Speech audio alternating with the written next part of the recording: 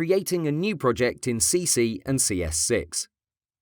Welcome to this video, where we'll explore all the settings available in the Create New Document window, both in CS6 and in Photoshop CC. I'm talking about them together because most settings are the same. Let's jump into it with CS6, and at the end, I'll talk about what's new in the Creative Cloud version. When you start Photoshop CS6, you'll see this splash screen. After it's loaded, you'll get the program with no project started, so your actions will be limited. There is no welcome screen per se like in Photoshop CC. Instead, you're immediately brought into the program, but even though you can interact with most of these tools, they will produce no results because we first need a project. Let's do that by using the hotkey Ctrl-N.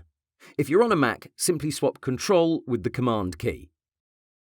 An alternative is to go to File, New. In this new document window, you get to decide the foundation of your project, but I can tell you that everything can be adjusted later, so it's okay to change your mind for most of these settings. Let's take everything step by step. First, everything we'll create in this course is intended for web use. That means you should always use pixels as your unit of measurement. By default, we're seeing centimeters in this field, so let's click and change that to pixels. As you see in that drop-down, we have quite a few other options, but for this course, we'll focus on things you will actually use in real-world projects. Moving further, the standard resolution for working on the web is 72 pixels per inch. This refers to the number of pixels that occupy a certain space on the screen. And we could stop here with the explanation, but I want to take it further for your personal knowledge. Some people mix up these terms, and hell, even I may have done so in the past, image size and resolution. The image size tells us how many pixels the image contains. For example, 500 by 100 pixels means the image contains 50,000 pixels in total.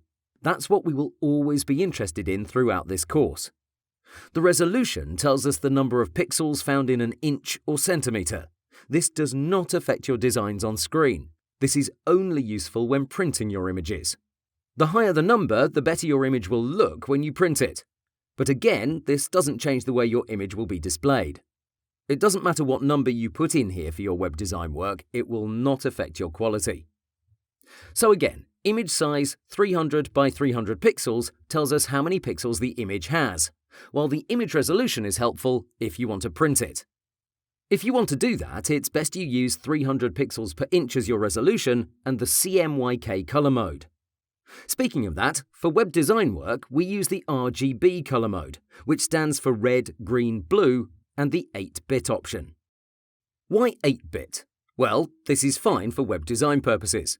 16 and 32-bit are more useful for photographers who perform serious edits. These modes describe how many bits of information are used to describe a single pixel. The more, the better, you might say, but with the increase, we also get a bigger file size. Your computer will require more processing power, but the end result for us doesn't justify all the hassle. Regarding background contents, we have white as our default, and this refers to what we'll see on our screen after we press OK. You can think of it as a white piece of paper. We have two other options. Transparent, which will show us a grid and the background color, which is this one here, but be advised you can't change it if you have this window opened. You have to close it first, choose your color, and then restart your process. And this is true with most pop-up windows in Photoshop. You have to take action, close it, and only then can you continue to interact with the rest of the interface. If we click on the advanced icon, you'll see something about your color profile and your pixel aspect ratio.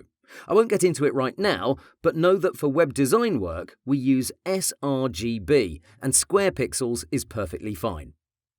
Moving up to the first input fields, your width and height are the most important settings you'll put in when you use this new project command. I prefer to type them in by hand and use the tab to quickly move between them, but Photoshop also has some presets available. We're on the default Photoshop size, but we can easily switch to one of these other options.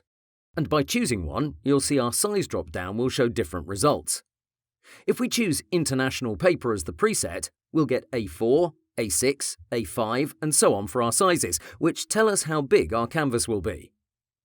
If we switch to Web, you'll see we have various sizes you might be familiar with. Unfortunately, in this version of Photoshop, we don't have Full HD in the drop-down. Full HD is 1920 by 1080 pixels. Luckily, we can add our own presets. As I type in my width, you'll see the preset will have automatically changed to custom. After I'm done, I can choose Save Preset.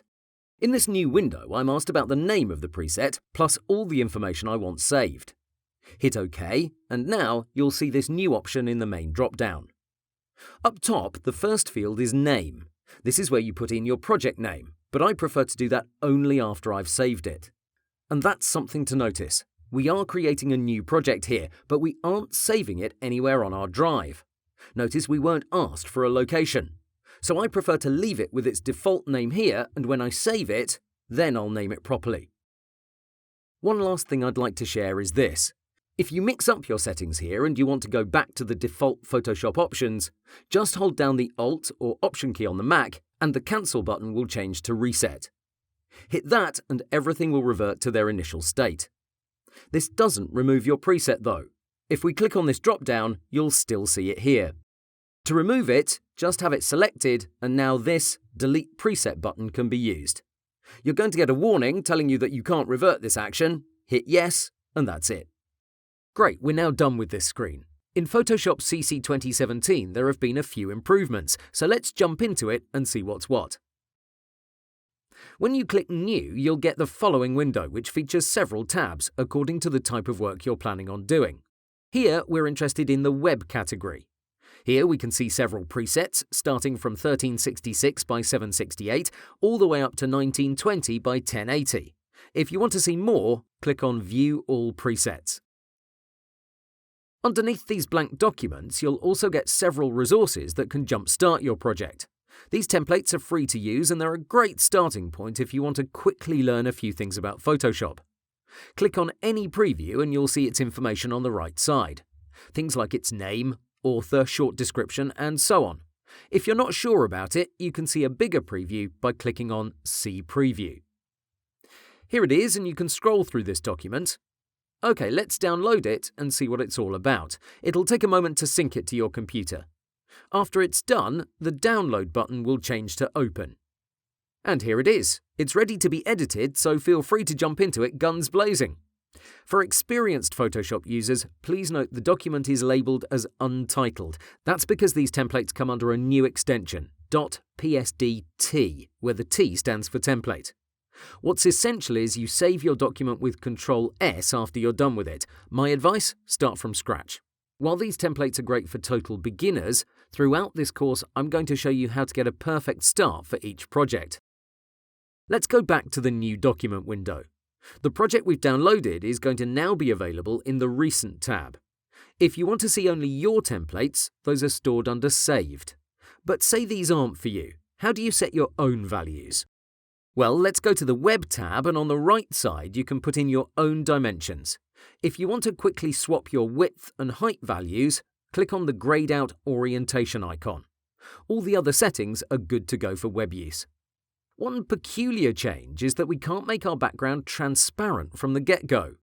If you want that option that's been available in Photoshop for ages, you have to click on the Advanced Options title, and it's still not available. That's because Adobe thought it would be a good idea for you to have to scroll down to the end. Now Transparent magically shows up. Why do you have to click on Advanced and scroll down to get it? No idea. It's one of those silly amendments that doesn't make sense.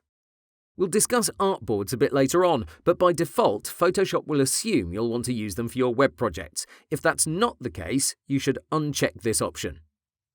Finally, if you want to save your custom settings, enter a name for this document and hit this icon. Press on Save Preset, and now you'll find it in the Saved tab alongside your downloaded templates. Lastly, if you don't like this new window, you can use the old one. Close it and open up your preferences from Edit, Preferences, General. From here, enable Use Legacy New Document Interface. Hit OK and try it out. As you can see, now you're using the old method we spoke about earlier. My advice, use the new one even though it's a bit sluggish. Meaning, if you use Ctrl+N and hit Enter really fast, you'll see there's a serious delay until you get your new document. And that's how you set up a new project in CS6 and CC 2017. I hope this has been helpful, and I'll see you in the next video.